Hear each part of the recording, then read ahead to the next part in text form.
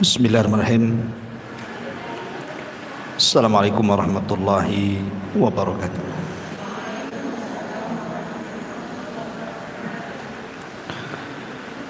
Alhamdulillah wassalatu wassalamu ala Rasulillah wa ala alihi wa sahbihi wa mawalah wa la hawla wa la quwata illa billahi wa ba'du. Alhamdulillah, segala puja dan puji hanya milik Allah subhanahu wa ta'ala. Salawat dan juga salam kita hadiahkan kepada Rasul kita Nabi besar Muhammad sallallahu alaihi wa ala alihi wasallam. Pembahasan di pagi hari ini, insyaallah kita akan membahas seputar renungan kematian. Dan ini pembahasan seputar alam barzah, dari mulai kematian, kemudian masuk ke alam barzah. Di sana ada himpitan kuburan, fitnah kubur, azab kubur, kemudian juga apa saja yang bisa menyelamatkan kita dari azab kubur, kemudian amal-amal apa saja yang bermanfaat bagi si mayat, dan begitu seterusnya. Ma'asyiral muslimat yang dimuliakan Allah subhanahu wa ta'ala, Allah subhanahu wa ta'ala berfirman, kullu nafsin dha'iqatul maut. Setiap jiwa itu pasti mengalami kematian. Siapapun manusianya, bahkan para nabi sekalipun disentuh dengan kematian. Walaupun ada diperselisihkan seperti Nabi Ilyas, apakah dia masih hidup, kemudian Nabi Khidir, apakah dia masih hidup, tapi pendapat yang kuat wallahu a'lam bahwa mereka juga sudah meninggal, kecuali yang dikecualikan Allah, Isa ibnu Maryam. Karena memang Allah subhanahu wa ta'ala yang berfirman bahwa Isa itu belum meninggal. Tetapi semua manusia pasti meninggal, hatta Isa sekalipun akan meninggal. Makanya ketika para ulama membahas kenapa Nabi Adam alaihi salatu wassalam diturunkan dari sorga ke bumi, supaya mengalami kematian. Sebab kalau Adam tetap di sorga, Adam tidak akan mengalami kematian. Karena sorga itu darul khulud, tempat memang dikekalkan di situ. Makanya Adam supaya disentuh dari kematian, hikmahnya adalah diturunkan dia dari sorga ke bumi. Makanya Adam pun disentuh dengan kematian, dan seluruh anak turunannya juga disentuh dengan kematian. Apalagi kematian itu kan sesuatu yang sudah ditakdirkan. Setiap manusia itu sudah ada takdirnya. Dan semakin jauh periode Adam sampai ke umat Rasul kita Muhammad sallallahu alaihi wasallam, maka usia manusia juga semakin pendek. Terlebih Nabi SAW membatasi dengan kalimat a'maru ummati bainas sittina wasab'in, bahwa usia umatku itu berkisar antara 60 sampai 70 tahun saja. Artinya sedikit sekali yang melewati 70 tahun. Rata-rata manusia itu 70 tahun ke bawah pasti sudah meninggal. Makanya hati-hati nih kalau sudah 50 60 ya, siap-siap aja ya. Karena Rasul membatasi masalahnya. Kalaupun lewat, maka patut disyukuri. Karena Nabi SAW mengatakan sebaik-baik manusia itu yang panjang umurnya dan baik amalannya. Maka kalau dilewatkan 70 tahun berarti harus dijaga amalannya. Bicara tentang kematian, kita tahu bahwa di antara arkanul qiyamah, rukun-rukun kiamat itu atau rukun-rukun hari akhir itu, salah satunya adalah al-maut, kematian. Makanya Nabi SAW mengatakan, idza mata ahadukum qamat qiyamatuh. Kalau seandainya salah seorang di antara kalian itu meninggal, berarti telah tegak kiamat padanya. Kiamat itu maksudnya kiamat besar itu pasti terjadi. Sebagaimana kematian juga pasti berlaku. Tetapi dari dua perkara ini yang jelas-jelas adalah kematian. Yang pasti, itu pasti adalah kematian. Sebab kiamat besar itu belum pasti kapan terjadinya. Karena Nabi SAW sendiri ketika ditanya oleh malaikat Jibril kapan kiamat, Rasul tidak jawab kan. Rasul hanya mengatakan mal mas'ulu anha bi'a'lama minas sa'il. Orang yang ditanya tidak lebih paham daripada orang yang bertanya. Maknanya Rasul dan Jibril sama-sama tidak tahu kapan kiamat. Tapi kalau kematian itu sudah kepastian. Kenapa? Karena Rasul sudah membatasi umur. Antara 60 sampai 70 tahun, sedikit yang melewati itu kata Nabi. Lah dari sini karena kematian jauh lebih pasti dibandingkan kiamat, maka sudah selayaknya manusia itu punya persiapan.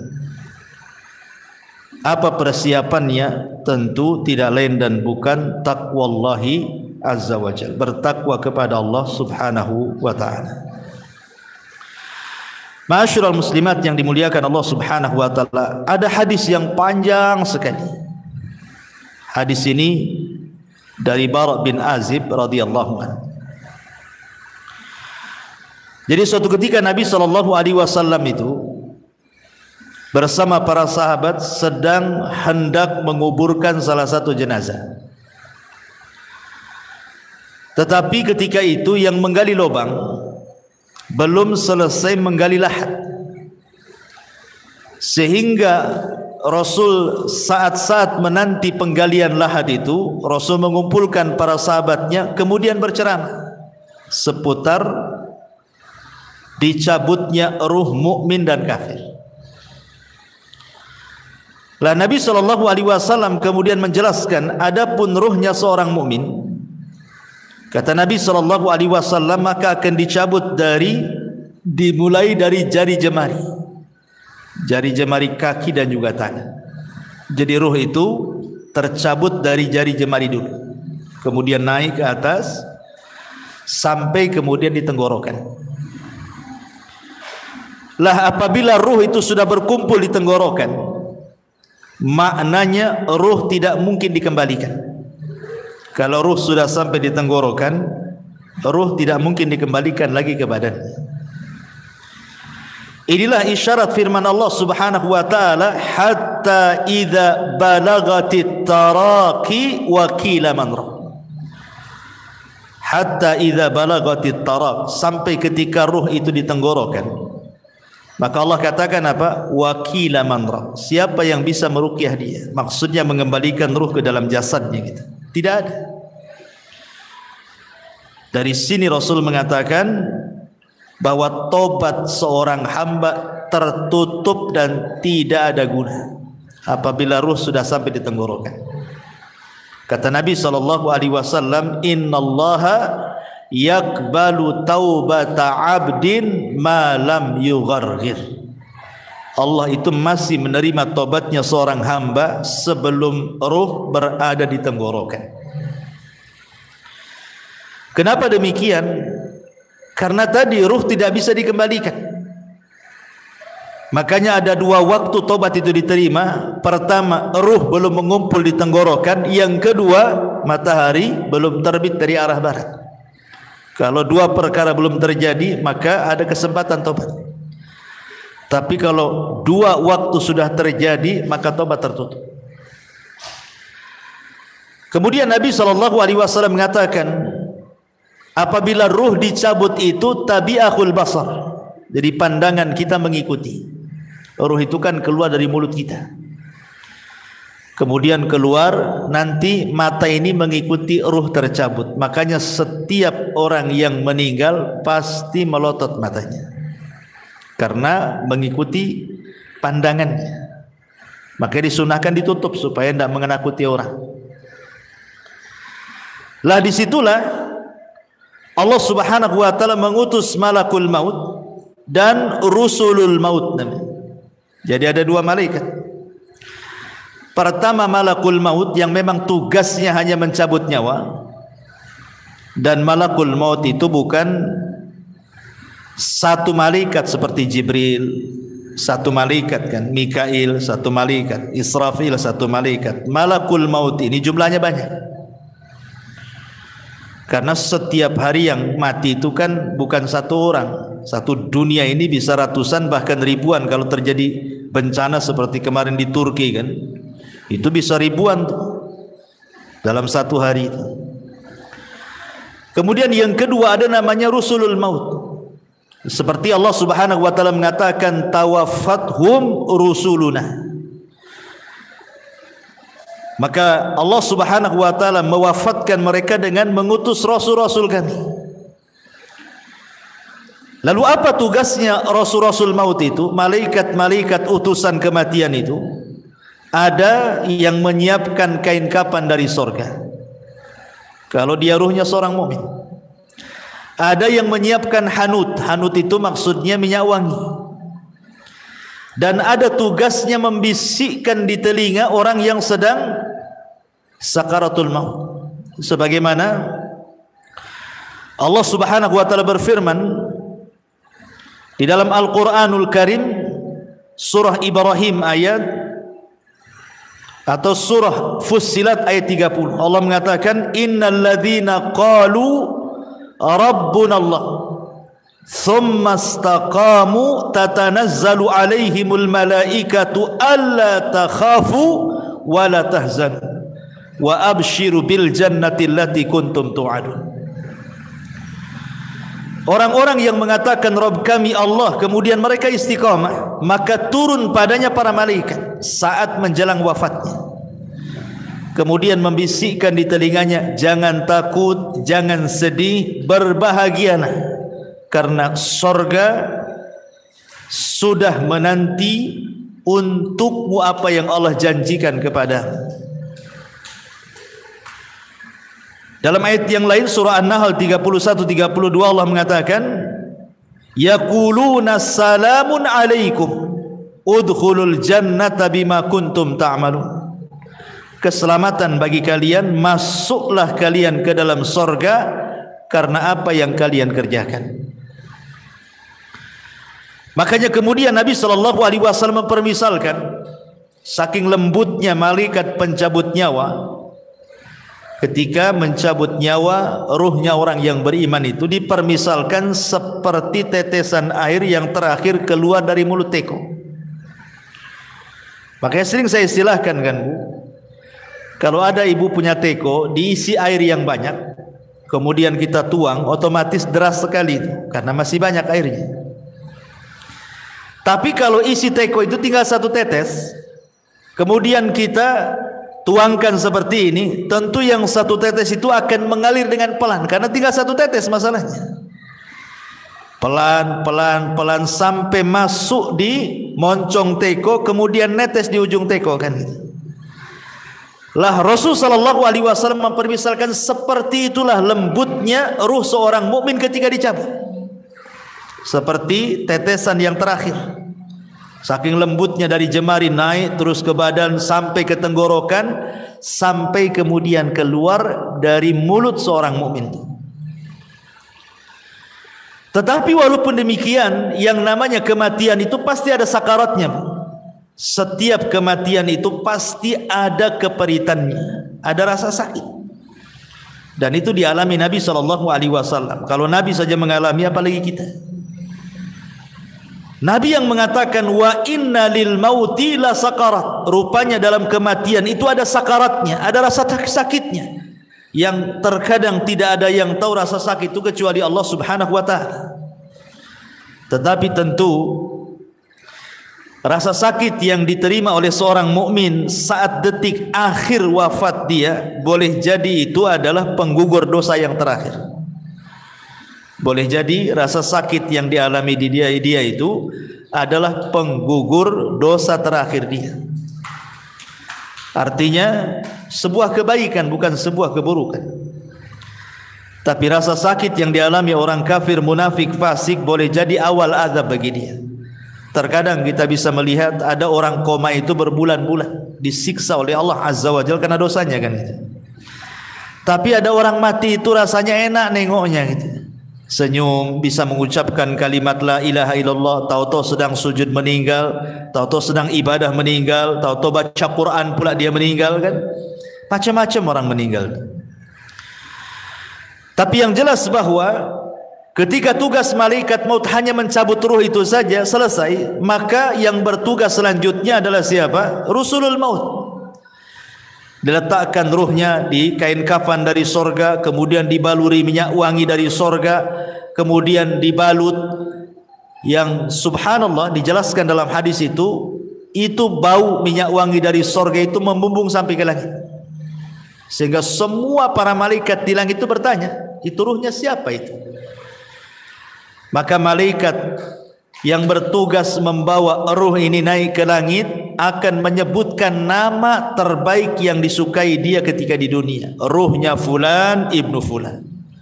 Makanya penting orang punya nama baik itu. Maka ketika ruh itu naik ke langit, disinilah Allah Subhanahu wa taala memberikan kemuliaan kepada ruhnya seorang mukmin dengan menyuruh para malaikat penjaga langit itu untuk membuka pintunya, karena langit itu kan punya pintu. Jadi naik ke langit pertama dibuka pintunya, naik ke langit kedua dibuka pintunya, ketiga, keempat sampai ketujuh, sampai melewati langit ketujuh. Entah sampai mana wallahu alam, tidak dijelaskan, tapi yang jelas kemudian Allah Subhanahu wa taala berfirman kepada ruhnya seorang mukmin ini, letakkan kembali ruh kepada jasadnya, kemudian naikkan catatannya fil illiyin. Artinya ruhnya seorang mukmin itu akan berjumpa dengan Allah. Dan perjumpaan kita dengan Allah itu di 4 tempat kan sudah saya jelaskan. 2 di dunia dan 2 di akhirat. 2 di dunia, yang pertama saat solat. Itulah saat perjumpaan kita dengan Allah. Sebenarnya saat solat itu adalah saat perjumpaan kita dengan Allah. Karena Allah yang mengatakan, wa innaha lakabiratun illa 'alal khashiin. Solat itu berat kecuali bagi orang-orang yang khusyuk. Kemudian Allah tafsirkan dalam Al-Quran siapa orang-orang yang khusyuk itu? Alladzina yadhunnuna annahum mulaqu rabbihim, orang-orang yang yakin bahwa mereka sedang berjumpa dengan Allah.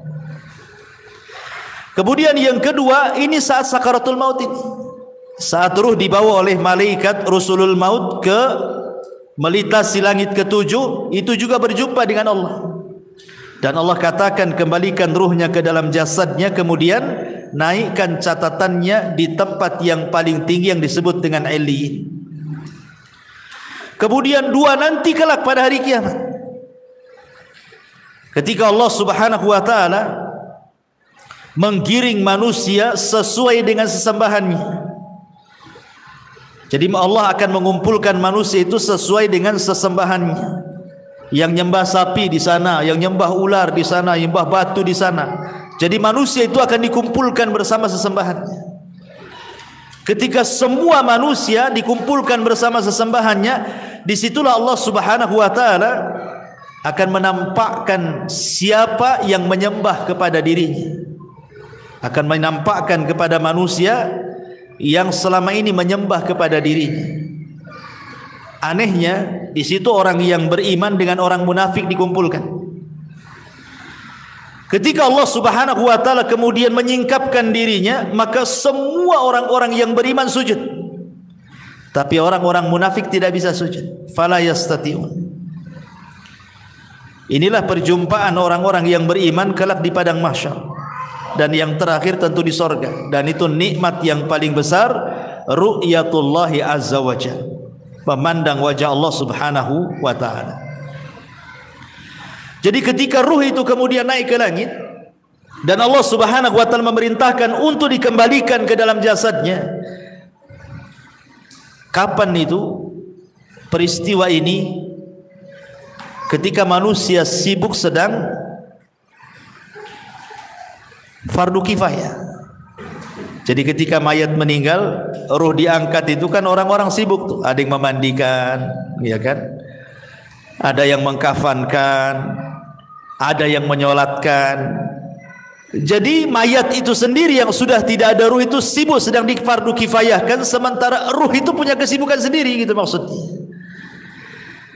Baru setelah kemudian selesai menyolatkan, kemudian ruh ini dimasukkan ke dalam jasadnya dimasukkan ke dalam keranda, kemudian menuju kuburan, ya kan? Maka ruh ini kemudian masuk di situ.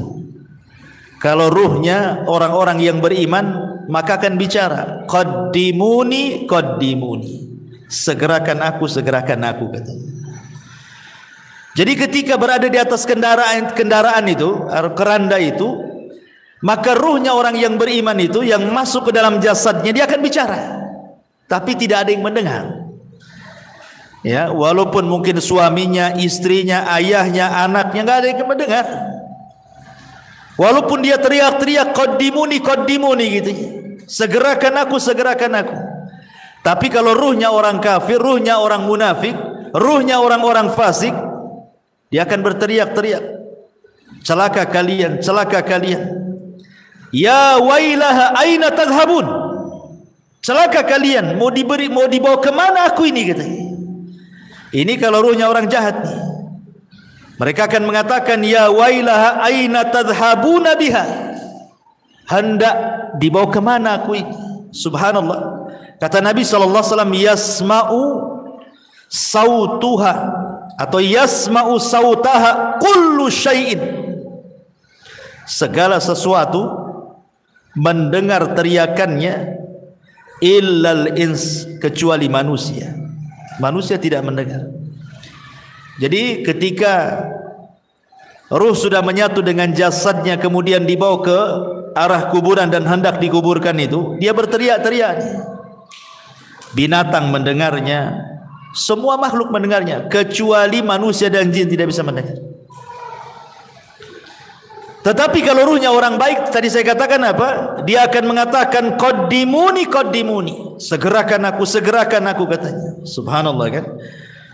Justru senang orang-orang yang beriman itu suruh disegerakan. Dari sini Nabi SAW mengatakan apa? Asri'u bil janazah, segerakan kalian memfardu kifayahkan jenazah.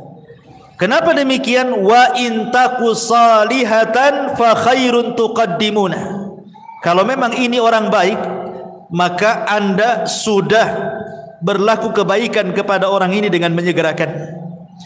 Wa in taku ghaira dzalik, tapi kalau tidak demikian, maksudnya dia orang jahat, fasyarrun tadhauna fi riqabikum, itu sama saja meletakkan keburukan di rumah kalian.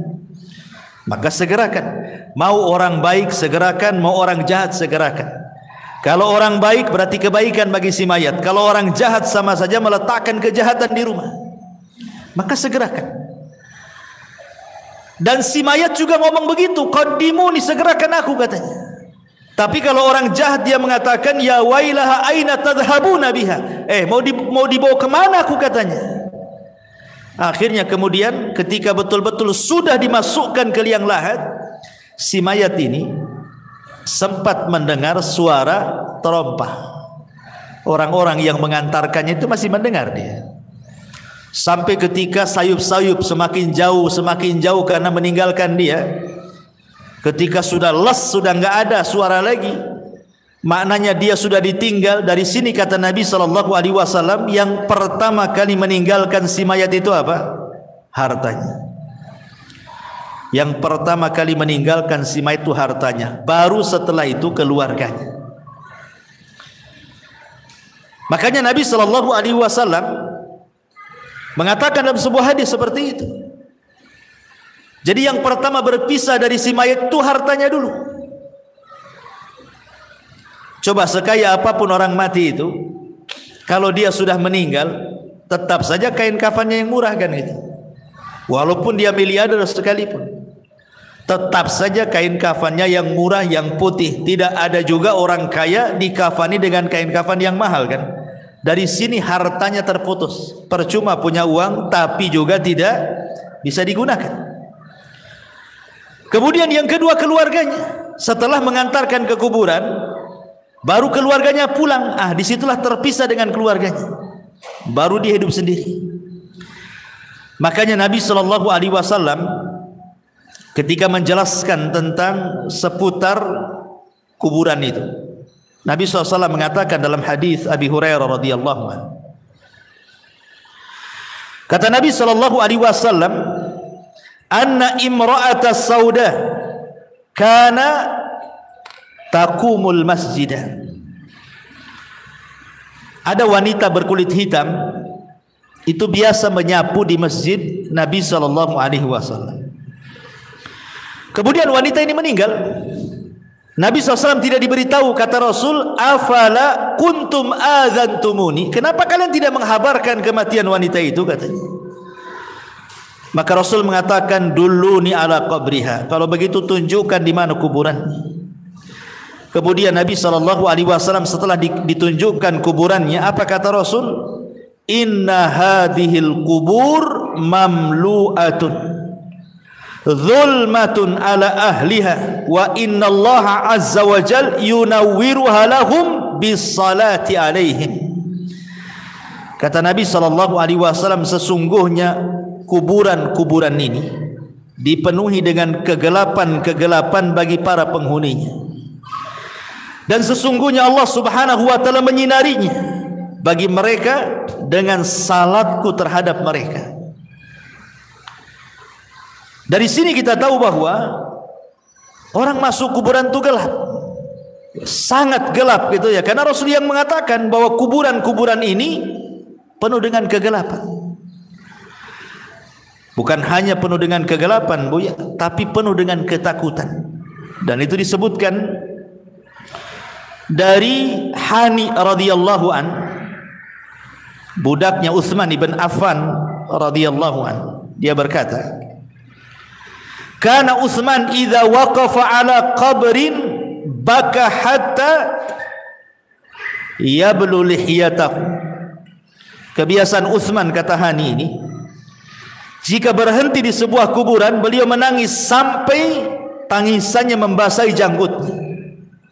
Faqila lahu, maka dikatakan kepadanya, tudzakkirul jannata wan nar fala tabki wa tabki min hada. Wahai Utsman, kau diingatkan dengan sorga dan neraka tak menangis, tetapi diingatkan dengan kuburan menangis pula. Apa jawaban Utsman? Kata Utsman ibn Affan radhiyallahu anhu mengatakan, inna nabiyya sallallahu alaihi wasallam qala, karena Nabi SAW bersabda, innal qabra awwalu manzilin min manazilil akhirah fa in naja minhu fama ba'dahu aisar minhu wa illam yanju minhu fama ba'dahu ashaddu minhu. Qala wa qala an-nabiy sallallahu alaihi wasallam ma ra'aitu mandaran qad illa al-qabru afda'u minhu, kata Rasul. Kata Utsman ibn Affan radhiyallahu anhu, aku pernah mendengar Nabi sallallahu alaihi wasallam bersabda, kubur ini adalah persinggahan pertama dari persinggahan-persinggahan akhirat. Bila seseorang selamat dari keburukan kubur, maka setelahnya lebih mudah baginya. Tapi bila dia tidak selamat dari keburukan kubur, maka setelahnya lebih berat. Kemudian Utsman mengatakan, sungguh aku pernah mendengar Rasul mengatakan, aku tidak melihat satu pemandangan pun yang lebih menakutkan dibandingkan kuburan, kata Rasul. Jadi kuburan ini menakutkan dan juga menggelapkan. Lah ketika kemudian si mayat ini sedikit demi sedikit kan sudah hilang suara terompah yang didengar yang mengantarkannya itu. Disitulah datang dua malaikat yang disebut dalam hadis itu namanya Munkar dan juga Nakir. Apa yang dilakukan Munkar dan Nakir? Kata Nabi dalam hadis Bara bin Azib ini, fayatihi malakani. Kemudian dua malaikat datang kepadanya, fayajlisanihi, maka mendudukkan si mayat itu yang sudah ditiupkan roh itu tadi. Fayaqulani lahu, maka keduanya akan membentak dan mengatakan, man rabbuk, siapa Rabbmu? Fayaqul, karena dia orang yang beriman, dia mengatakan, Rabbi Allah, Rabbku Allah. Fayaqulani lahu, maka keduanya akan mengatakan kembali, ma dinuk, apa agamamu? Fayaqul, maka dia akan mengatakan, diniyal Islam, agamaku Islam. Fayaqulani lahu, maka dua malaikat akan berkata lagi, ma hadzal rajul alladhi buitsa fikum, tahukah kalian siapa orang yang diutus kepada kalian ini? Fayaqul, karena dia orang yang beriman, dia mengatakan, huwa Rasulullah sallallahu alaihi wasallam, dia adalah Rasul sallallahu alaihi wasallam Muhammad ibn Abdullah alaihi salatu wassalam. Kemudian malaikat tadi berkata lagi, wa ma yudrik, bagaimana kau tahu dia Rasulullah? Kok bisa kamu tahu dia Rasulullah? Fayaqul, maka dia mengatakan, qara'tu kitab Allah fa amantu bihi wa saddaqtu, aku membaca Al-Quran, ku beriman dengan Quran, ku benarkan Quran. Fayunadi munadin fis sama, ketika dia bicara seperti itu, maka tiba-tiba ada penyeru dari langit, ang sadaqa abdi, hambaku telah benar. Hambaku telah benar dengan jawabannya. Apa yang terjadi? Karena hambaku telah benar, maka fafrishuhu minal jannah wa albisuhu minal jannah waftahu lahu baban minal jannah. Lapangkan kuburannya, hantarkan pakaian dari sorga, buka pintu-pintu sorga kepadanya. Kemudian dikatakan, fayatihi min rauhiha wa tibiha, maka tiba-tiba ketika pintu sorga itu dibuka, semerbak harum dari sorga itu kemudian masuk ke dalam kuburannya. Kuburannya menjadi harum. Kemudian ketika itu, wa yufsahu lahu fi qabrihi madda basarihi, tiba-tiba kuburannya diluaskan sejauh mata memandang.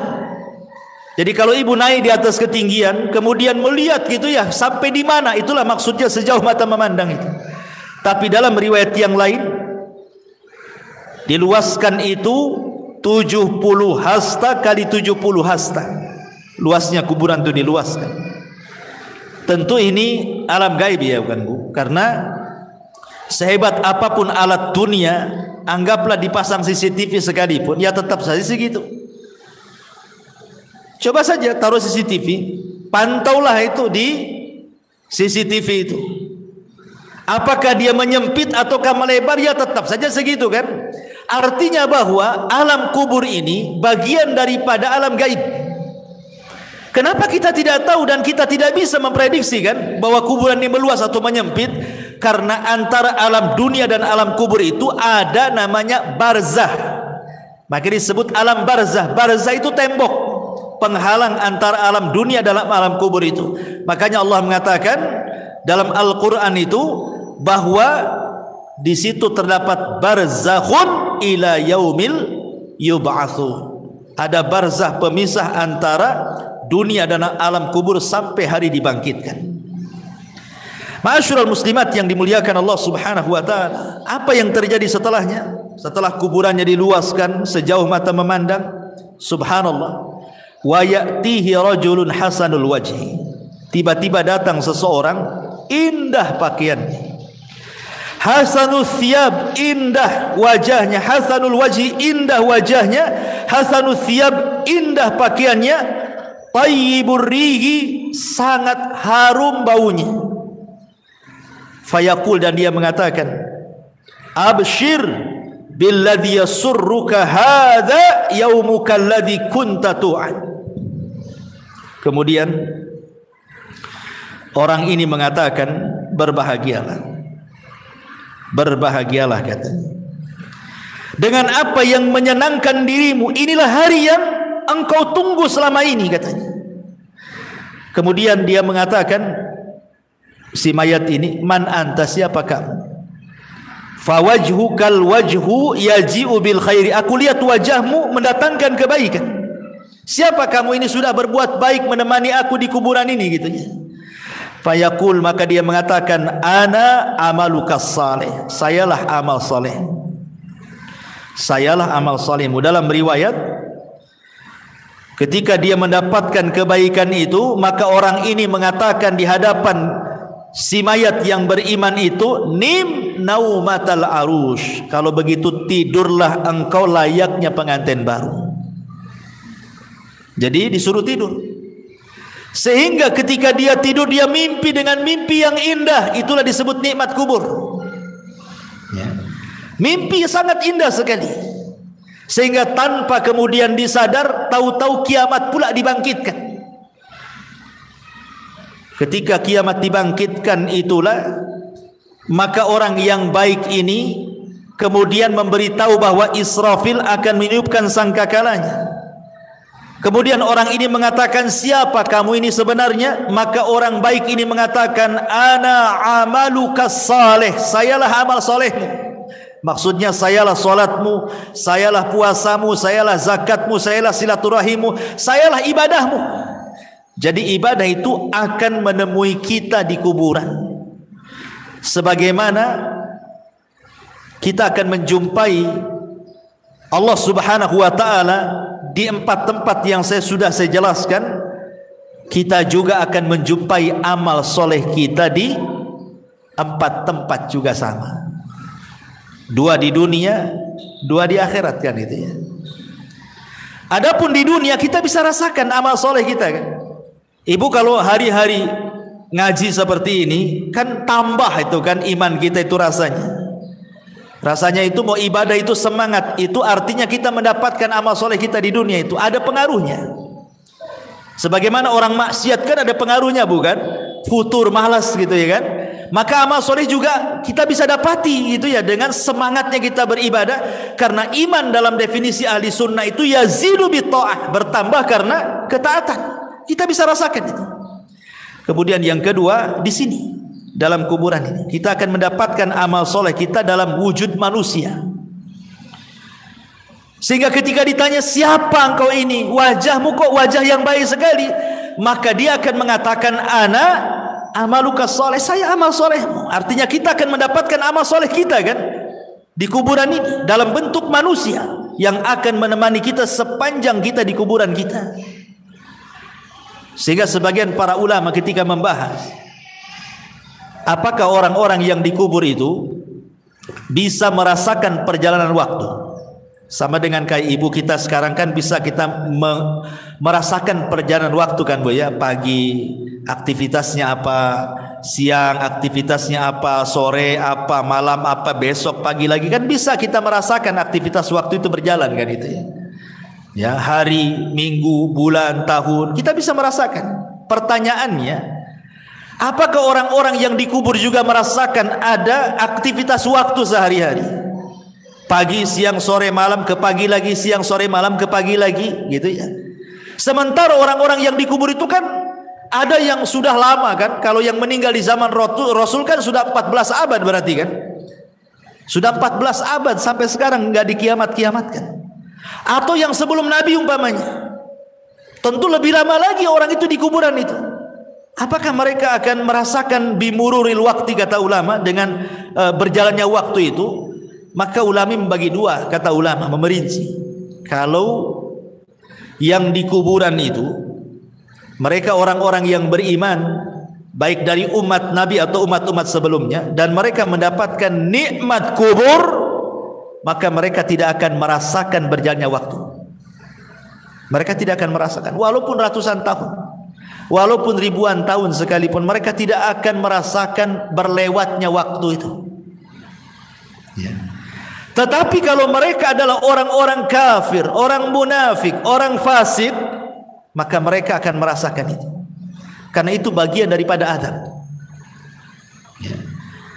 Jadi sekali lagi, kalau orang-orang yang beriman yang mendapatkan nikmat kubur tidak akan terasa di kuburan itu, walaupun ratusan ribuan tahun. Mana dalilnya?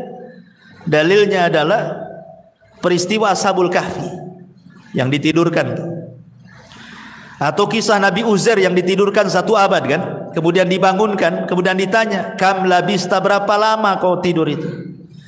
Dia mengatakan apa? Labistu yauman au ba'dha yaum. Perasaan aku baru tidur separuh atau 1 hari katanya. Padahal sudah 1 abad dia tidur kan. Berarti kan dia tidak merasakan tuh. Tidurnya dia tidak merasakan kan. Padahal dia sudah 1 abad, sudah 100 tahun tidur, dibilangnya baru setengah hari katanya. Begitulah orang yang di kuburan, kalau mendapatkan nikmat itu tidak terasa. Seolah-olah waktu berjalan dengan cepat. Tetapi kalau orang terkena azab, itu rasanya penat, lama waktunya menunggu. Ya samalah bukan? Kita menanti orang jenuh gitu kan, lama kali kan. Rasa mau balik saja, nggak datang-datang, ditengok tak nampak lagi, ditengok tak nampak. Ya dah, saya tinggal aja lah. Kan ada kejenuhan tuh. Ya. Tapi kalau asik Bu ya, ibu pengantin baru dengan suami kan, nongkrong tuh di taman, tahu-tahu maghrib, ya kan namanya orang nikmat, nggak pandang, kok tahu-tahu maghrib katanya gitu. Ya, jadi dari sini di dunia ini kita bisa rasakan dalam kondisi nikmat dengan dalam kondisi tidak nikmat kan itu. Lah dikubur kurang lebih seperti itu. Ya. Tetapi apakah kemudian orang-orang yang dikubur juga akan merasakan layaknya kita juga perasa gitu, kalau ibu lagi sedih? Kan ada perasaan tersiksa jiwa ini kan, atau ada masalah rasanya rungsep kehidupan ini kan. Apakah juga orang-orang di kuburan akan merasakan seperti itu? Ya, mereka juga akan merasakan. Kapan itu? Apabila ditangisi orang yang ada di atas. Kalau orang yang di atas itu melakukan niyahah, niyahah itu meratap kepada orang yang ada di kuburan itu, maka orang yang ada di kuburan itu merasa diazab. Maksud diazab itu bukan azab fisik, bukan, tapi azab jiwa. Jiwanya itu sedih, tersiksa. Ya. Makanya kenapa Nabi SAW melarang, tidak boleh seseorang itu melakukan niyahah kan? Karena mayat itu yu'adzab, akan diazab kata Nabi SAW biniyahatil hayyi, karena niyahahnya meratapnya orang yang hidup kepada orang si mayat akan diazab. Maksudnya bukan azab fisik, tetapi dia tersiksa, hatinya tersiksa gitu ya, karena sebab tangisan orang-orang yang di atas. Makanya dilarang. Niyah itu termasuk dosa besar. Nabi SAW sampai mengatakan, kalau orang yang meratap itu tidak bertobat, kata Rasul, maka dia akan dibangkitkan kelak pada hari kiamat dengan dipakaikan pakaian dari ya, dari besi panas dulu yang timah panas, kemudian dari baju yang gatal, yang nggak bisa dicopot, gatal saja. Ya naudzubillah.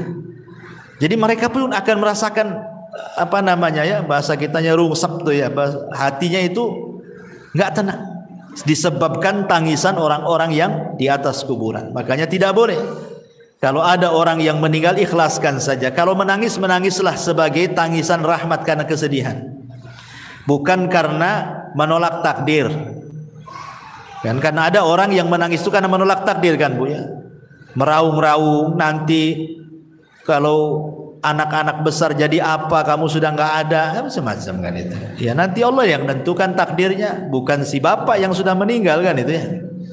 Jadi itu yang tidak boleh, karena niyah itu seolah-olah tidak terima dengan takdir. Guling-guling, nangis-nangis, robek-robek, pukul-pukul, pangkas-pangkas rambut dan begitu seterusnya. Baik. Intinya bahwa ketika kemudian si mayat itu diberikan nikmat oleh Allah Subhanahu wa taala, nikmat kubur, maka dia tidak akan merasakan dengan berjalannya waktu. Waktu itu akan panjang, tahu-tahu sudah dikiamatkan. Tapi yang perlu ibu pahami bahwa di dalam peristiwa-peristiwa kubur itu, sebelum dua pertanyaan malaikat mungkar dan nakir yang disebut dengan fitnah kubur itu, ada peristiwa yang sebelumnya dilalui manusia yang disebut dengan dhagtatul qabrin, himpitan kuburan. Jadi himpit dulu, baru setelah itu fitnah kubur, gitu maksudnya. Dan ini disebutkan oleh para ulama tentang masalah himpitan kubur ini. Di antaranya adalah yang disebutkan oleh pendapat Abu Hanifah. Wa dhagtatul qabri wa adzabuhu haqqun. Himpitan kuburan, kemudian siksa kubur itu adalah perkara yang benar-benar akan terjadi. Jadi perkara himpitan kuburan dan azab kubur, kata Abu Hanifah, adalah sesuatu yang benar-benar akan terjadi. Bahkan Al-Imam Al-Muzani rahimahullah ta'ala mengatakan, beliau mengatakan, summa hum ba'da dhagtati fil kuburi musa'alun. Kemudian mereka setelah dihimpit dalam kuburan, baru kemudian mereka akan ditanya. Dari sini kita tahu bahwa sebelum proses pertanyaan dua malaikat mungkar dan nakir, ada peristiwa namanya dhagtatul qabri, himpitan kuburan. Himpitan kuburan ini, Bu,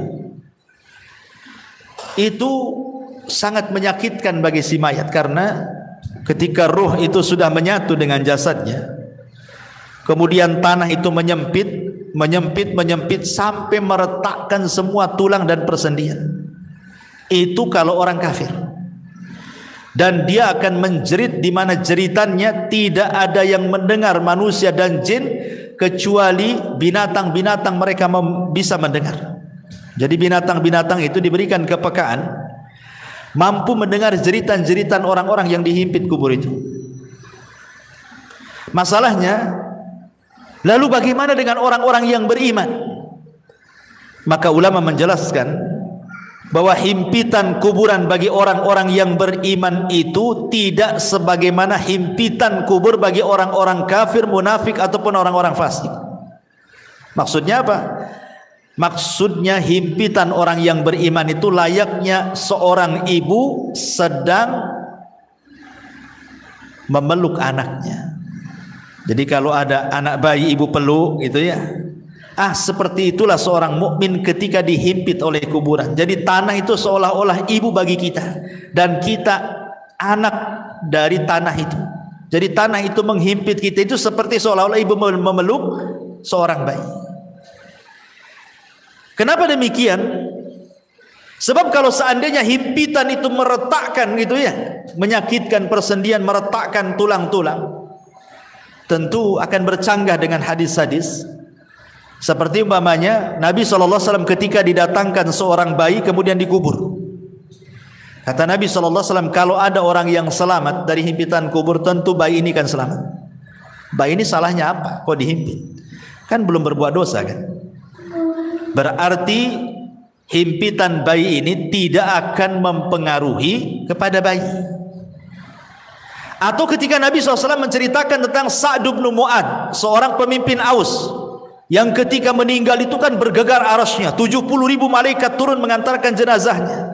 Kemudian Nabi SAW mengatakan, kalau ada orang yang selamat dari himpitan kubur, inilah orangnya, katanya. Maksudnya Sa'd bin Mu'ad. Tapi dia pun tak selamat. Berarti menunjukkan bahwa bukan himpitan kubur kepada Sa'd bin Mu'ad atau kepada bayi tidak akan sama dengan himpitan kepada orang-orang kafir.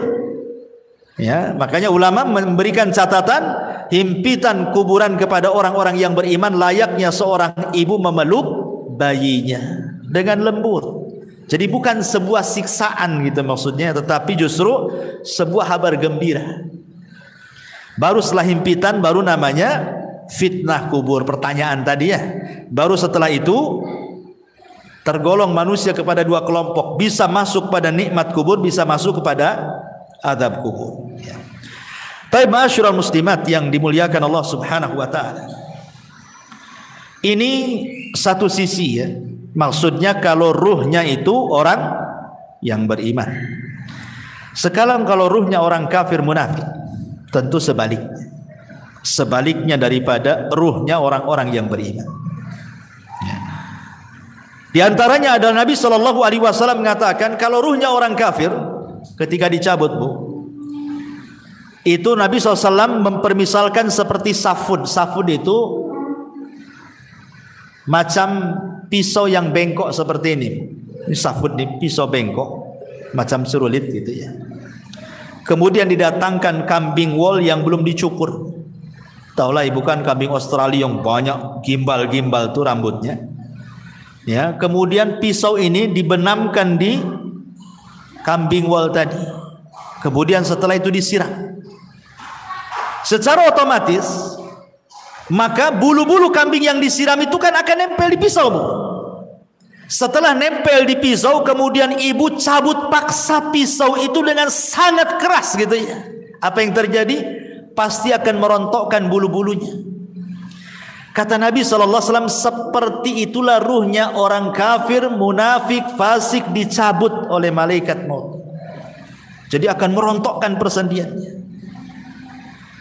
Karena ketika malakul maut mencabut ruhnya orang kafir, munafik, fasik itu, maka rusulul maut akan menghembuskan dan menakut-nakuti di telinga orang-orang yang akan dicabut itu dan mengatakan, hei ruh yang busuk, ruh yang jahat, ruh yang jelek, keluar. Di sana kemurkaan dan kemarahan Allah sudah menantimu, katanya. Gimana dia mau keluar ditakut-takuti seperti itu? Tentu tidak akan keluar. Makanya dipaksa. Dia keluarnya itu dipaksa sehingga dia akan merontokkan semua persendiannya. Dia akan merasakan sakit yang luar biasa, ya. Kemudian setelah ruhnya diletakkan di kain kafan dari neraka, kemudian bau busuknya melambung ke langit, semua malaikat mencaci maki dia. Tidak ada satupun malaikat memujinya, Bu. Bahkan mencaci maki, ini ruhnya siapa busuk sekali.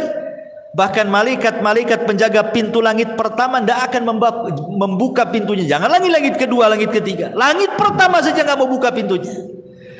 Dan Allah hanya mengatakan dari atas sana dan mengatakan, jatuhkan ruhnya ke dalam jasadnya.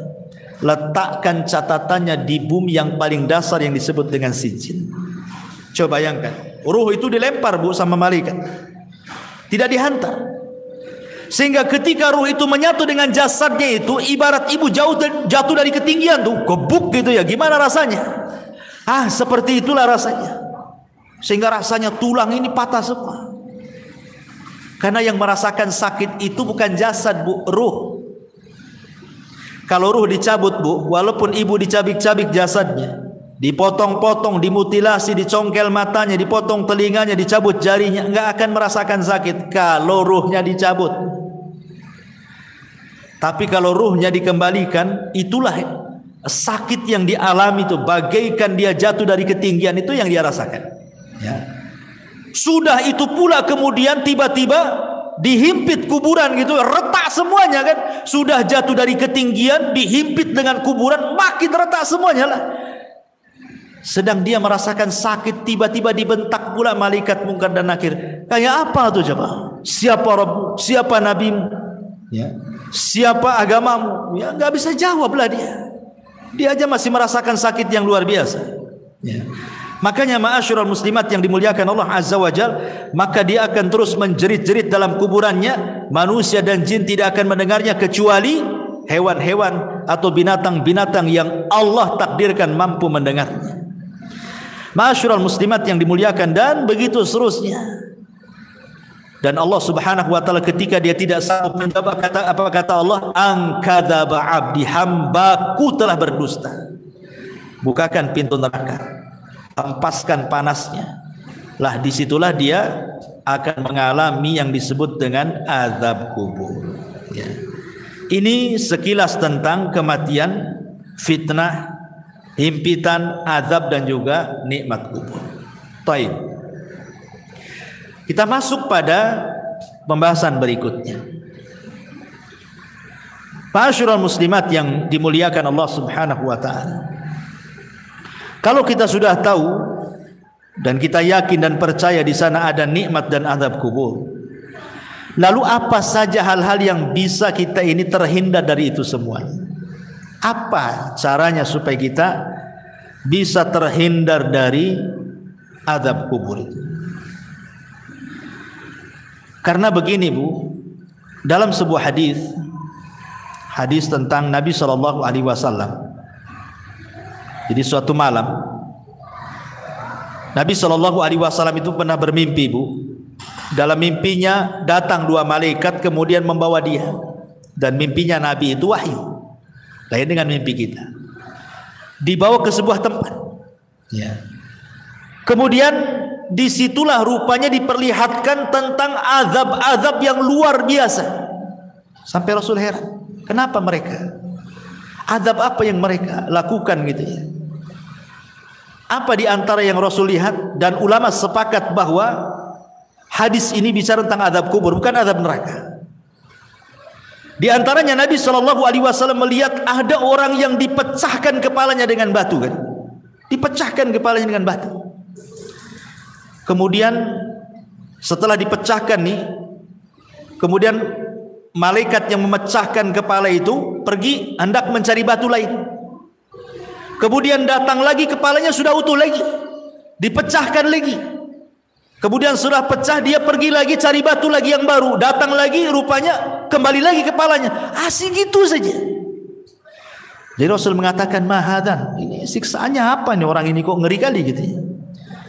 Rupanya kemudian malaikat mengatakan bahwa siksaan orang ini karena ketika datang waktu sholat sengaja dia tidur.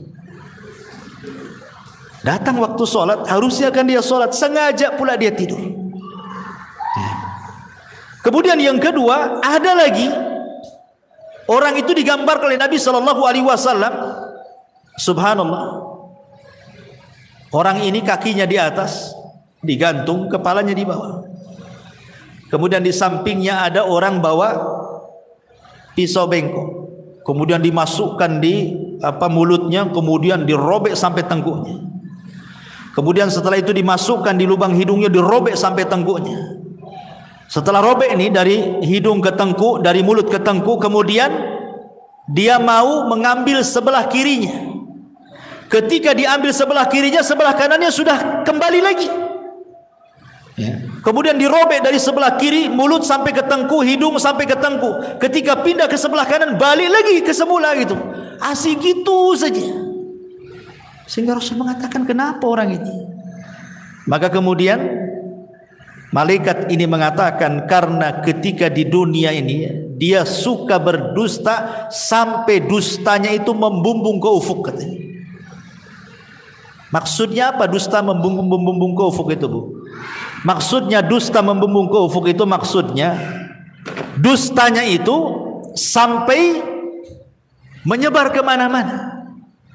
Dahulu orang berdusta menyebar itu kan sulit Bu. Pamannya kita mau berdusta, untuk menyebar di satu puskopkar ini agak sulit karena kan dari mulut ke mulut. Tapi kalau sekarang ini kita nulis di medsos saja sebuah berita hoax, itu sudah menyebarkan satu dunia bukan?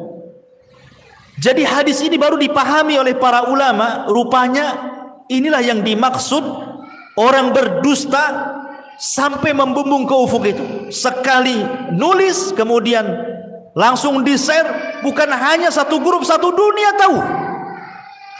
Inilah maksudnya berdusta membumbung ke ufuk itu. Naudzubillah, sekarang loh hari-hari orang berdusta semua orang lihat. Ya, maaf saya minum.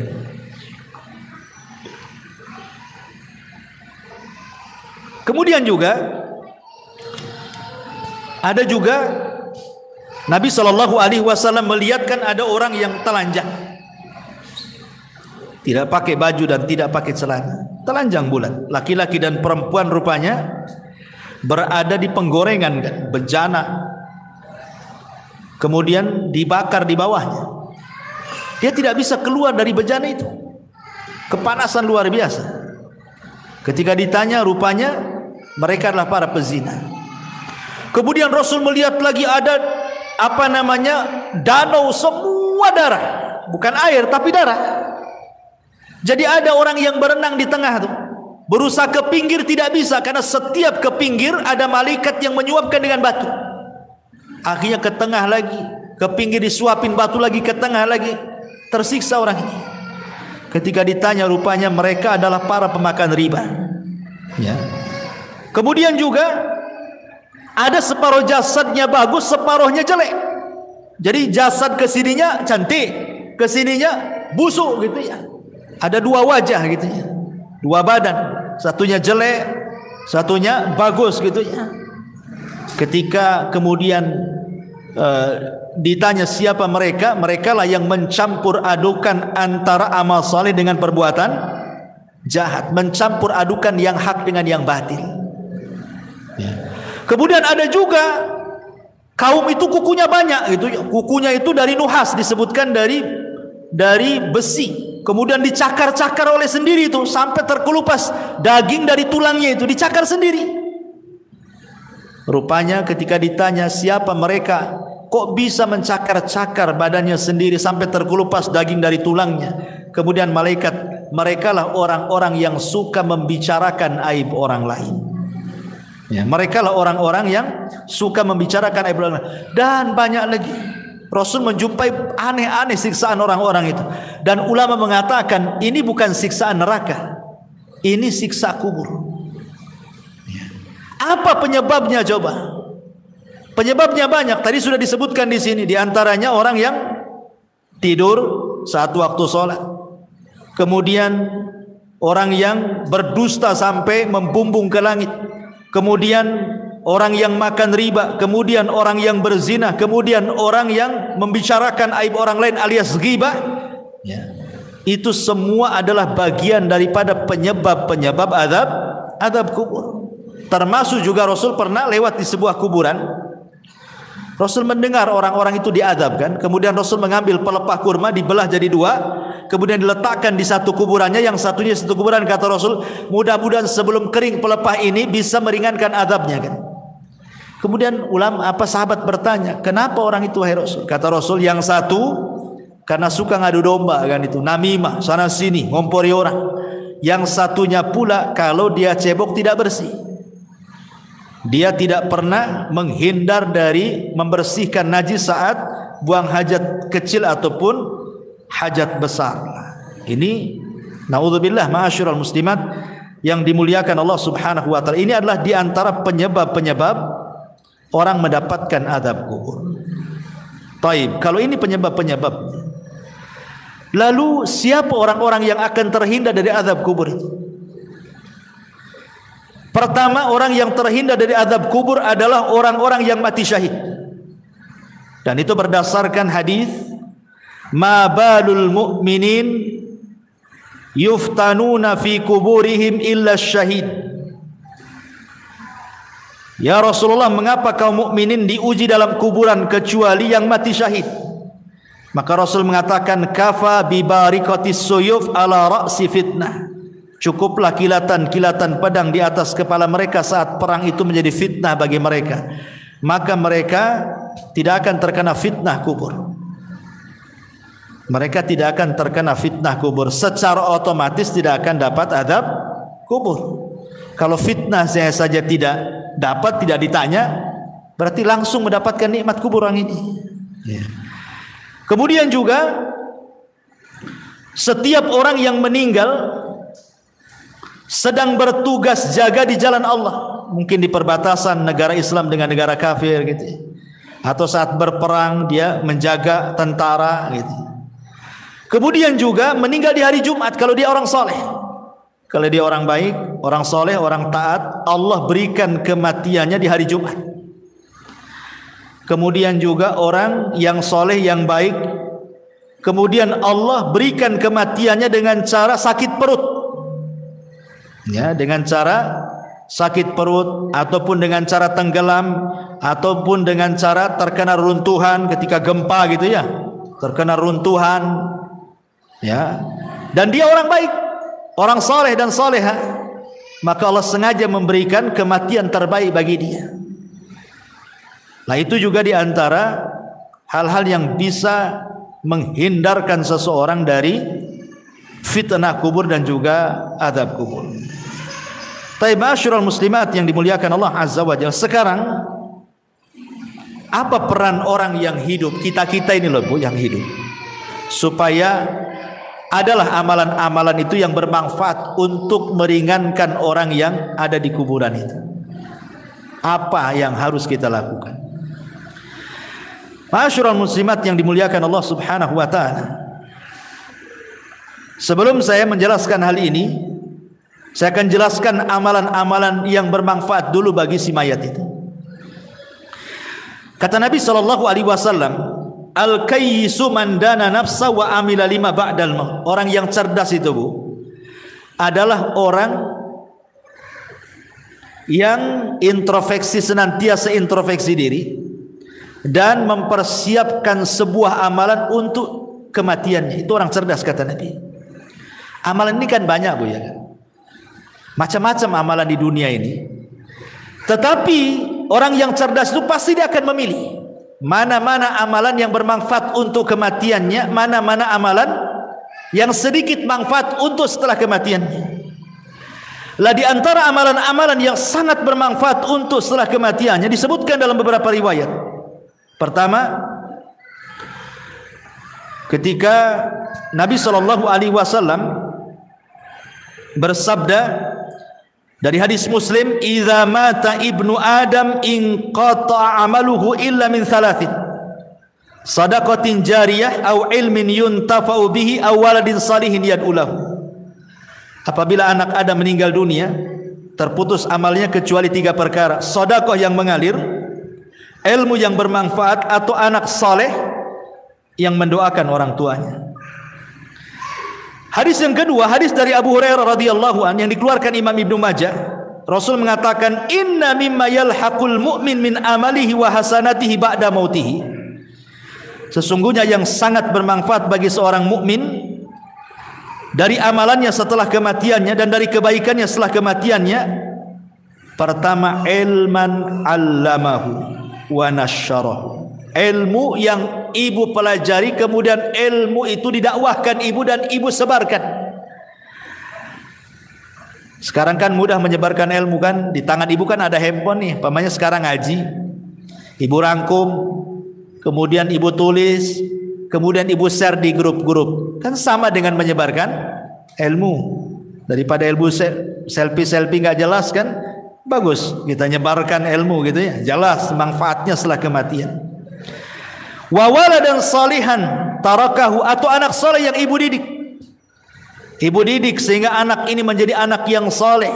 Tidak mesti anak sendiri, entah anak saudaranya, entah anak orang, ibu ambil angkat, ibu didik sampai dia paham agama, kemudian ibu meninggal dan dia mendoakan, maka itu sangat bermanfaat. Wa mushafan warathahu, atau ibu mau wakaf mushaf. Beli mushaf di pasar 1-2 mushaf, cari masjid yang nggak ada mushafnya, taruh di situ supaya orang baca. Ya. Atau mungkin ada saudara-saudara kita yang belum punya mushaf. Ya, ibu bisa datang ke orang-orang yang nggak punya mushaf, ibu belikan mushaf, ibu kasih dia supaya baca. Itu sangat bermanfaat. Au masjidan bana, atau masjid yang sedang dibangun, ibu ikut nyumbang supaya cepat terbangun masjidnya. Au baitan libni sabil bana, atau ibu sengaja buat kos-kosan 5 pintu, yang 2 dikontrakkan, yang 3 sengaja bagi orang-orang yang tamu-tamu yang dari jauh yang cari pekerjaan gitu ya. Nah, kasihlah kontrak tanpa bayar, sebulan gratis, 2 bulan gratis, 3 bulan gratis, sampai dia punya pekerjaan umpamanya kan. Alhamdulillah ya. Ataupun nahron ajrah, ataupun mungkin ada masjid, ada pesantren, ada masyarakat butuh air. Nah, ibu danai buat sumur bor atau beli air atau apa. Aw sadaqatan akhrajaha min malihi fi sihhatihi wa hayati, atau ibu sedekah ketika ibu sehat, ketika ibu masih hidup ibu bersedekah. Yalhaquhu min ba'di mauti, itu bisa sampai setelah kematiannya. Ini amalan yang bermanfaat bagi si mayat. Kemudian juga hadis yang ketiga, hadis Jarir ibn Abdillah al-Bajali, Rasul mengatakan, man sanna sunnatan hasanatan, barang siapa yang berikan contoh terbaik kemudian diikuti orang, kemudian diikuti lagi orang lain, akhirnya banyak mengikuti, maka dia akan mendapatkan pahala, dan pahala orang mengikutinya sampai pun dia sudah meninggal akan mengalir terus gitu. Ini juga memberikan contoh yang terbaik kepada orang lain. Termasuk juga adalah hadis juga, amalan yang paling baik selain daripada itu adalah doa, haji, umroh, dan begitu seterusnya ya. Ini diantara amalan-amalan ya. Lalu kita yang hidup, umpamanya ayah kita meninggal, ibu kita meninggal, suami atau istri atau siapalah dari orang yang kita cintai meninggal, bagaimana cara membahagiakan mereka? Para ulama mengatakan yang paling mudah membahagiakan orang yang ada di kubur itu doa. Itu yang paling mudah. Kalau ibu ingin membahagiakan orang tua yang sudah meninggal, ibu yang sudah meninggal, bapak yang sudah meninggal, kita ingin membahagiakan mereka, maka ibu terus berdoa sejak dia meninggal sampai hari ini, walaupun mungkin berpuluh-puluh tahun. Berdoalah dengan 3 kata. Apa itu? Allahumma gfir lahu, ya Allah ampuni dosanya. Maka dia sangat bahagia bu kalau ibu ngomong begitu. Yang kedua, Allahumma arhamhu, ya Allah kasihi dia, rahmati dia. Itu sangat bahagia kalau dia mendengarnya. Yang ketiga, Allahumma tsabithu, ya Allah tetapkan dia. Yutsabbitullahu alladhina amanu bil qauli tsabit, ya Allah mantapkan jawabannya supaya jangan salah ya. Karena orang itu kan akan terus diazab oleh Allah Subhanahu wa taala kan. Kalau dia dapat azab kubur, naudzubillah. Kalau dia dapat nikmat kubur, alhamdulillah. Lah orang-orang yang diazab itu mereka juga menunggu-nunggu kita gitu ya, doa-doa kita itu. Karena itu bisa meringankan azab mereka. Dengan kita berdoa kepada Allah, ya Allah ampuni dosa dia, rahmati dosa dia, mantapkan dia ya Allah, berikan dia kemudahan di situ. Itu sangat bahagia si mayat itu. Bahagia sekali. Termasuk juga yang kedua setelah doa, sedekah. Sedekah itu membahagiakan orang mati. Ibu ada uang, nampak ada masjid, saya sedekah untuk orang mati. Nampak ada orang fakir miskin, anak yatim, sedekah untuk orang mati. Nampak ada orang yang perlu kita bantu, sedekah untuk orang mati. Dan begitu seterusnya bu. Itu sangat bahagia orang si mayat itu. Itu sebenarnya yang bisa membahagiakan orang yang sudah mati itu. Doa dan sedekah. Itu yang sudah jelas-jelas. Ya, adapun yang lain kan jadi perselisihan para ulama, seperti baca Quran itu jadi khilaf ulama. Nah, kita kan cari yang jelas-jelas saja, yang tidak ada khilaf ulamanya di situ. Ya. Jadi itu diantara hal-hal yang bermanfaat bagi si mayat. Yang paling penting adalah doa dan juga sedekah. Dan ingat jangan sampai niyaha. Itu akan menyakiti hati dia. Jangan sampai niyaha, meratap. Makanya kenapa dalam Islam itu wanita dilarang sering-sering datang kuburan kan? Bahkan Rasul mengatakan la'anallah zawarat, dalam riwayat zuwarat al-kubur. Allah melaknat wanita-wanita yang suka ziarah kubur. Maksudnya suka ziarah kubur ini karena bahasanya pakai siagul mubalaghah. Zuwarat atau zawarat itu menggunakan siag al-mubalaghah, artinya yang sering-sering. Boleh sekali-kali tapi jangan sering-sering. Karena sering-sering ziarah kubur itu akan menggugah sehingga orang itu takut meratap. Ya, meratap itulah yang tidak boleh. Makanya cukuplah para wanita ini berdoalah dalam solat-solat, dalam sujud, terutama dalam sujud ya.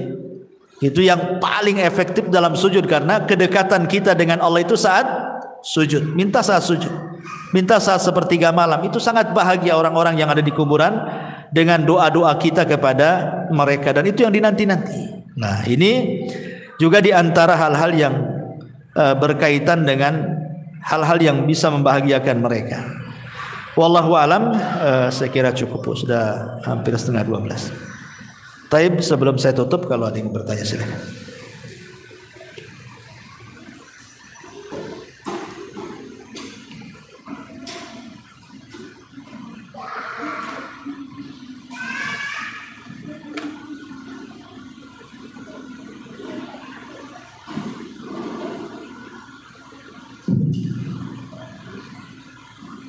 Assalamualaikum warahmatullahi wabarakatuh. Waalaikumsalam warahmatullahi wabarakatuh. Di bab yang setelah mulai kita lebih tempat, terus pada bab pengaruh orang merasa di kuburan, maka orang yang meninggal akan merasakan tidak tenang. Yang anda tanyakan bukan apakah pengaruh orang yang merasa tersebut tidak merasa tenangnya itu bagi orang yang soleh atau bagi orang yang diazab. Maksud anak, apakah orang yang soleh merasakan juga ketika ada keluarganya yang anak-anaknya beliau tersebut? Iya. Ya, apakah termasuk juga orang yang beriman ataukah di luar orang beriman gitu ya? Kalau kita melihat hadis-hadis tentang masalah larangan niyahah, Bu, itu umum. Ya, sangat umum. Seperti Nabi SAW mengatakan, isnatani fin nasi huma bihi kufrun, at-ta'nu fin nasabi wan niyahatu 'alal mayyit. Dua perkara kalau terjatuh maka jatuhlah dalam kekufuran. Salah satunya adalah mencela nasab dan meratap orang mati. Kemudian di dalam hadis Nabi Shallallahu Alaihi Wasallam mengatakan bahwa sebab di antara azab kubur itu, maksudnya si mayat itu merasa tersiksa dengan azab itu adalah biniyahatil hayy, karena ratapan orang yang hidup. Jadi di sini tidak dicerita orang yang ada di kubur, tapi cerita orang yang meratap. Berarti siapapun orang yang dikubur, apakah dia orang soleh, apakah dia orang baik, kalau diratapi gitu ya, maka dia akan tersiksa hatinya. Ingat, tersiksa hatinya, bukan tersiksa badannya ya. Di azab di sini bukan azab fisik, bukan. Tapi merasa sedih dia di dalam kuburannya. Kenapa kok saya sudah, walaupun sudah mendapatkan nikmat kubur, kok diratapi? Saya sudah senang di sini. Sehingga dia akan merasa sedih juga gitu, si mayat yang ada di dalam kuburan itu. Makanya dilarang. Kenapa kemudian Nabi menganggap niyahah itu sebagai dosa besar? Karena menyiksa hatinya orang yang sudah meninggal, walaupun dia orang baik. Ya, walaupun dia orang baik, ibunya soleh, bapaknya ibunya soleha, bapaknya soleh, kemudian meninggal, anaknya pula toleh gitu ya, nggak jelas gitu, akhirnya meratap, maka kan tersiksa itu ibu bapaknya. Maksudnya tersiksa batinnya, sekali lagi ya, bukan jiwanya, bukan badannya disiksa, nah maksudnya batinnya tersiksa. Ya, jadi tidak ada ketenangan jadinya. Dia sudah tenang masih juga diganggu. Itu maksudnya. Wallahu a'lam. Wa ya. Cara membahagiakan orang yang meninggal tadi ada dua sebab, banyak berdoa dan banyak sedekah. Yang anda tanyakan Ustaz, ketika Allah memilih dia sebagai orang yang soleh, tentu saja seperti yang Ustaz sampaikan tadi, dia ibarat orang yang tertidur dan tidak merasakan apapun kecuali kenikmatan. Yang anda tanyakan dengan kaitan pada terakhir ini Ustaz, apa saja bagi orang yang sudah mendapat kenikmatan, yang dia sudah tertidur dan yang merasakan kebahagiaan di dalam surga, ketika ada anaknya atau sahabatnya yang mendoakan dia, apakah doa itu bisa Iya. Tentu kalau dia mendapatkan nikmat kubur kemudian kita doakan, kita kirim, maka itu sebagai syafaat. Akan diangkat lagi derajatnya. Makanya ada seorang ibu dijelaskan dalam sebuah hadis itu, dia tidak banyak beramal, tiba-tiba diangkat derajatnya. Kemudian dia mengatakan, ya Rabb, aku kan tidak banyak beramal, kenapa kau angkat derajatku? Apa kata Allah? Bistighfari waladaki, karena istighfar anakmu kepadamu, diangkat derajat. Kalau dia orang baik, makin diangkat derajatnya dengan pengaruh doa-doa anak-anak yang soleh semasa hidupnya. Maksudnya begitu. Ya, wallah. Iya. Ketika orang-orang yang meninggal tersebut, Allah sudah menentukan ketika dia beramal soleh, itu kan sudah diutus dua malaikat dan dua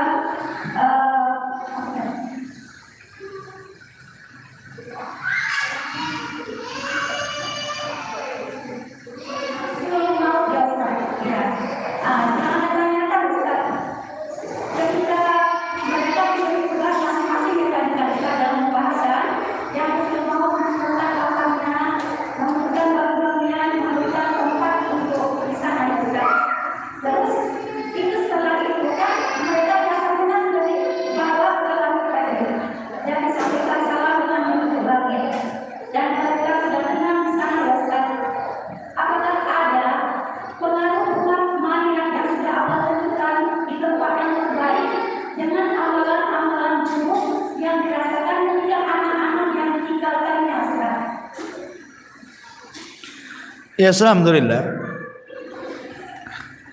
Kalau dia orang baik, kemudian anak-anaknya tidak baik, itu kan disebabkan karena apa dulu ya kan? Apakah orang tua ini sudah berusaha mendidik, tapi Allah takdirkan anak pula jadi fitnah, maka orang tua berlepas diri karena dia sudah mendidik. Pamannya dari kecil ibu sudah berusaha nyekolahkan di tempat yang baik, pesantren, bawa guru ngaji, di rumahnya pun luar biasa. Setelah besar pula, tiba-tiba orang tua meninggal, anaknya pula terkena pergaulan bebas, jahat, akhirnya futur, tidak istiqomah, akhirnya tidak soleh kan. Maka orang tua ini tidak ada hubung kait dengan anaknya. Sebagaimana Nuh alaihi salatu wassalam ketika berusaha mengajak Kan'an naik ke atas perahu, ya bunayyarkam ma'ana, naik wahai anak. Tapi Kan'an tak mau. Akhirnya Allah mengatakan, sudah tinggalkan, innahu laisa min ahlik, dia bukan keluargamu lagi. Jadi kalau orang tua sudah berusaha mengarahkan, tapi anak pula yang berbelok, itu orang tua tidak bisa disalahkan. Artinya tidak akan menanggung dosa anak. Ya. Tapi kalau orang tua soleh sendiri membiarkan anaknya gitu ya, maka dia akan kenal dosa anaknya, karena dia tidak bertanggung jawab. Dia akan terpengaruh di situ dan dia pun pasti akan mendapatkan hal-hal dalam kuburan kan, karena itu kan termasuk dosa. Orang tua membiarkan anaknya tidak bertanggung jawab kan dosa. Iya jelas, karena dia berbuat dosa lah kan gitu. Di dunia aja berbuat dosa. Orang tua membiarkan anak kan dosa. Jelas dosa anak. Bahkan itu termasuk durhakanya orang tua kepada anak. Seperti yang dulu pernah saya ceritakan, ada anak dilaporkan sama orang tuanya ke Amirul Mukminin Umar bin Khattab karena jahat. Kata orang tua ini, wahai Amirul Mukminin, hukum anak saya, jahat dia sama saya kata. Akhirnya Amirul Mukminin lihat dohir kasusnya, hampir mau menghukum anak itu. Kata anak itu cerdas, tunggu dulu wahai Amirul Mukminin, bisa enggak saya bicara kata. Kata Amirul Mukminin, bicara. Anak ini mengkiaskan, Amirul Mukminin saya enggak bercerita kata.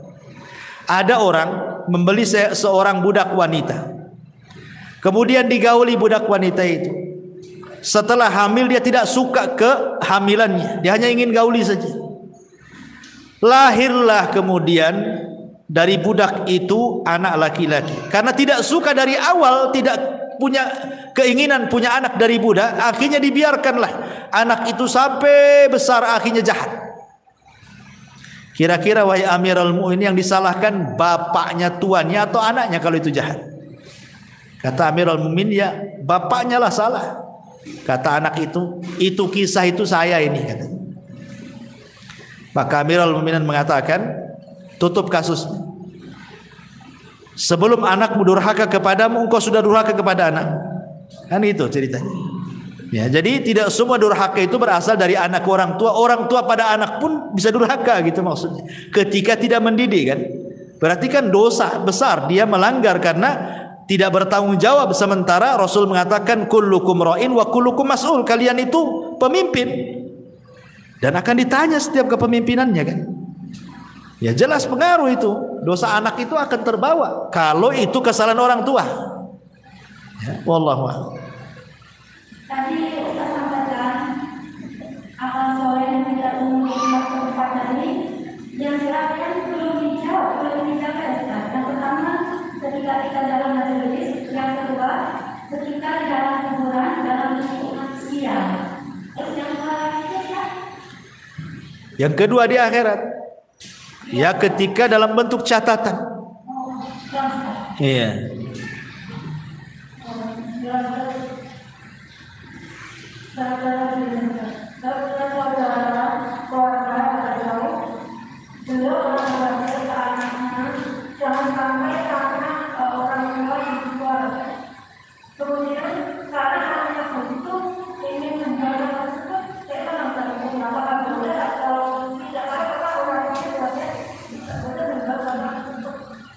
Itu harta waris. Harta waris dibagi, dijual. Karena wasiat itu tidak boleh di atas kebatilan. Wasiat itu harus yang baik. Itu kan wasiat jangan dijual, kemudian meninggal. Nanti jadi ribut ahli warisnya. Ya kan? Wasiat itu yang baik. Kalau yang tidak baik kan tidak perlu ditaati. Kalau sampai kemudian cerai-berai gara-gara warisan, sebaiknya nggak apa-apa melanggar wasiat, karena wasiatnya kan tidak sesuai dengan syar'i. Harusnya kan tidak begitu wasiatnya. Kalau saya mati bagi kan itu harusnya. Itu wasiat yang benar. Maka sebaiknya dibagi om. Kalau tidak masalah. Iya sekarang generasi anak pertama mungkin tidak ada masalah. Nanti yang satu mati, kemudian datang pula anaknya. Yang namanya hidup ini kadang pasang surut. Kadang-kadang saya pernah menyaksikan Bu, ada orang itu ketika ekonominya bagus, dia nggak mau harta waris, nggak mau, cukup dengan yang ada saja. Allah takdirkan bankrupt dia, baru ngorek-ngorek waris. Artinya bahwa manusia itu pasti akan mengalami pasang surut kan. Ada orang yang ketika sehat merasa saya tidak perlu waris, ketika sakit nggak punya duit, mau berobat, melirik harta waris akhirnya. Butuh juga dia. Kalau yang lain menahan, zalim dia mau berobat gak ada duit, zalim jadinya. Orang ini mau berobat, apa dibiarkan dia mati nggak dicairkan warisannya? Itu sama dengan membunuh saudaranya.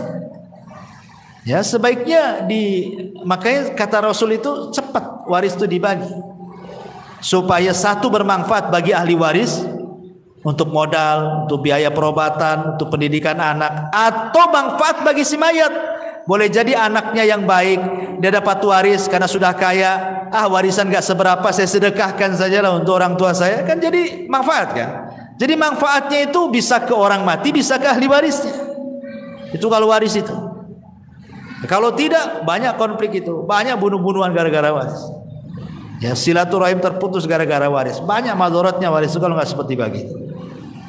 Wallahu a'lam.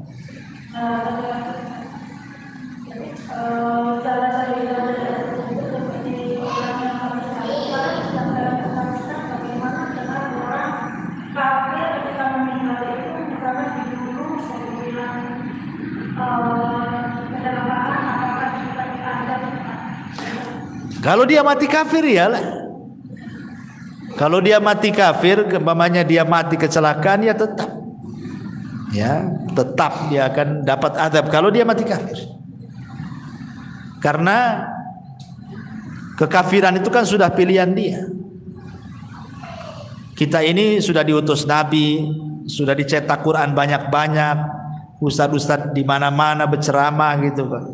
Tetap saja dia dengan kekafirannya. Apakah Allah akan disalahkan? Tidak. Wa ma kunna mu'adzibina hatta nab'atsa rasula. Tidaklah kami mengadab sebuah kaum sampai kami utus rasul. Dan rasul sudah diutus. Kenapa tidak mencari kebenaran? Enggak ada lagi hujah. Ya, dengan diutusnya Rasul, dengan diturunkan Quran itu sebagai hujah, tidak ada alasan lagi kita di hadapan Allah. Ya, wallahu a'lam. Sama yang kata waris tadi ya Ustaz. Iya.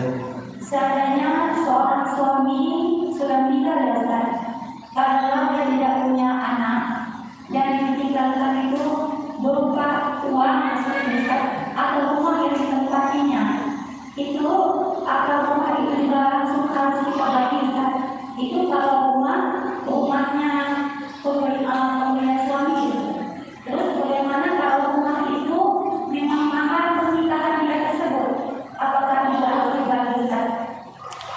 Yang jelas bahwa apapun bentuk waris itu cepat dibagi. Karena kesalahan di masyarakat itu, contoh nih, bapaknya meninggal, ibunya masih hidup. Kadang-kadang nggak mau dibagi, ibu masih ada kan. Padahal itu bukan bagian ibu semua. Anak laki-laki dapat, anak perempuan dapat, harus dibagi sebenarnya. Tinggal nanti ibu ikut siapa kan itu. Anaknya yang harus memikirkan kondisi ibunya. Dan itu bentuk birrul walidain, kesempatan sama ibunya masih ada. Tapi kan harus dibagi, tidak bisa. Ya, alasan orang tuanya masih ada, ibunya biarin saja gitu. Dikhawatirkan tadi salah satu anaknya lebih dulu meninggal dibandingkan ibunya. Ibunya masih hidup, anaknya pula meninggal. Kan dia nggak menikmati harta kekayaan warisnya dari orang tuanya kan? Nggak pernah menikmati. Dia mau senang-senang, mau sedekah, mau apa, nggak pernah menikmati. Ini tadi kalau dia tidak punya anak, tidak punya keluarga, apa langsung dibagi dengan kerabat suaminya? Ya jelas kan ahli waris itu kan ada yang dalam bentuk asobah. Asobah itu ada dua, asobah li dzati, asobah li ghairihi. Artinya anak-anaknya dulu, atau anak laki-laki baru anak perempuan. Kalau tidak ada anak-anaknya kan dia punya saudara. Saudaranya dapat dia. Nah, lihat kan sistem waris itu kan ke atas, ke bawah, ke atas, ke samping. Namanya kan. Ke bawah anak-anaknya dulu, baru ke atas ibu, nenek, buyut, ya kan? Baru ke samping saudara. Nah, gitu. Berarti mau nggak mau dia kan harus keluar dari rumah itu ya Ustaz?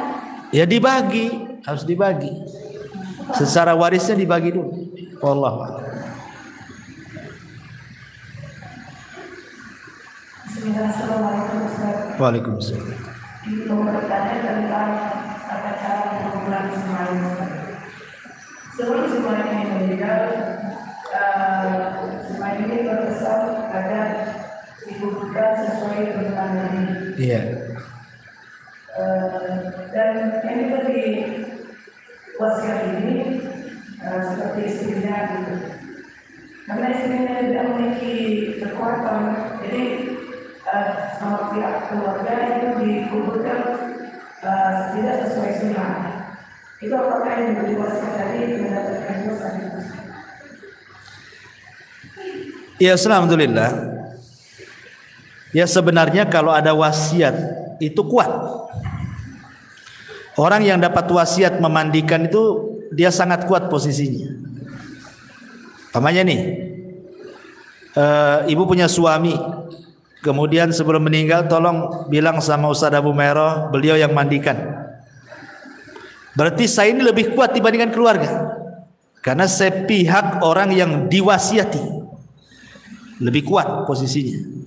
Ya, harusnya kan pihak keluarga tahu. Nah, makanya kenapa wasiat itu kalau bisa perlu ditulis. Kalau sekarang mungkin direkam gitu ya, ada handphone kan. Nah, kadang keluarga nggak percaya kan, mana ada deh wasiat-wasiat, pandai-pandai kau aja katanya. Takutnya gitu pula kan. Makanya harus ditulis wasiat itu supaya dibaca oleh semuanya. Ya, kalau keluarga nggak percaya kan ada bukti itu. Datangkan orang pintar, para ustadz, nanti kan dijelaskan sama keluarga. Ya, karena masalah wasiat itu kan semua orang paham, takut melanggar wasiat itu. Ya. Sekarang masalahnya kalau wasiatnya hanya berbisik-bisik sebelum meninggal, dia berbisik, tolonglah kalau saya meninggal kau yang mandikan. Nah, tapi karena terkalahkan dengan keluarganya, akhirnya yang harusnya ibu mandikan keluarganya pula yang lain atau orang lain fardu kifayah yang lain mandiin kan itu. Ya minimalnya ibu ikut mandikan di situ. Ikut mandikan di situ. Nah, sebagai bentuk pengamalan wasiat tadi. Karena sebenarnya kalau itu suami istri yang berhak memandikan ya pasangan masing-masing. Jadi kalau meninggal istrinya, suaminya mandikan atau sebaliknya, karena hanya dua orang inilah yang berhak melihat aurat dari ujung kaki sampai ujung kaki. Yang lain tidak boleh. Ya. Yang boleh memandang aurat semuanya itu hanya suami ke istri atau istri ke suami. Kalau yang lain memandikan itu agak ribet karena harus ditutup auratnya kan. Walaupun anak-anaknya, tetap kalau dia sudah balik ditutup kan gitu. Tapi kalau suami istri bisa terbuka semuanya. Jadi yang lain hanya pamannya naruh saja gitu ya. Ya istrinya kan bisa. Ya namanya kan telanjang kan lebih luas mandikannya. Yang penting sudah diletakkan di tempat kerandanya kan. Bisa sendiri asal sudah ditaruh karena dia leluasa namanya. Lain dengan kalau yang orang lain kan harus ditutup auratnya dulu, minta diguling sana sini. Gak repot. Sementara kalau suami ke istri atau istri kepada suami lebih leluasa dia memandikannya itu. Harusnya kan seperti itu harusnya.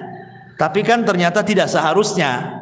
Ya rupanya dimandikan orang lain kan. Pertanyaannya tadi apakah yang diberi wasiat berdosa gitu kan pertanyaannya. Kalau yang memberi wasiat kan sudah meninggal, cemana dia berdosa? Otomatis kan apakah yang diwasiati kalau tidak melaksanakan berdosa? Ya jelaslah. Kalau dia tidak melaksanakan dan dia tidak ada uzur, lain kalau uzur pemain sakit, dia tidak bisa memandikan atau jauh, tolonglah pamannya orang Amerika, tolong Ustaz Abu Mereng mandikan. Saya ke Amerikanya kapan kan itu? Ada uzur kan? Atau sakit atau apa lain?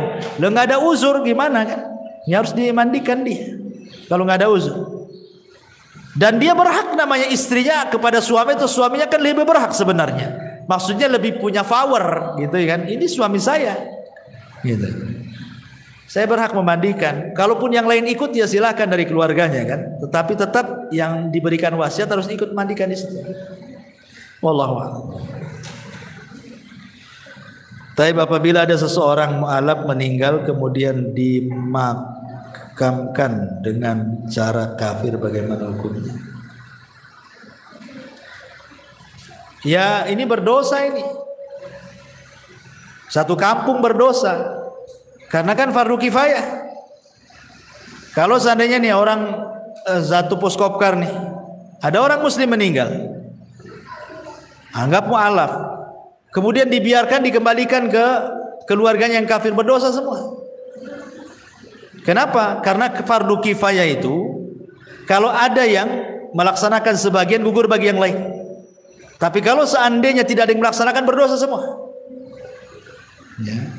Kecuali kalau memang dari pihak keluarga maksa kan, ini anak saya, kalian yang nggak usah ikut-ikut kan.